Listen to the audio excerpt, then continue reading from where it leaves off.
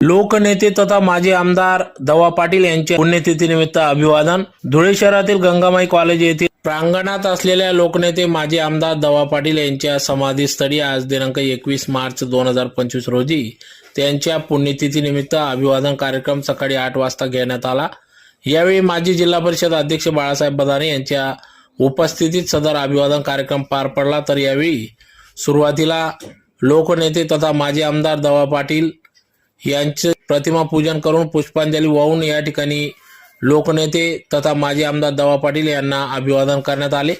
या प्रसंगी जिल्हा परिषद अध्यक्ष बाळासाहेब बदाने, गंगामाई कॉलेज प्राचार्य SR पाटील यांच्यासह विविध पदाधिकारी, प्राध्यापक, शिक्षक, शिक्षकेतर कर्मचारी या ठिकाणी उपस्थित होते।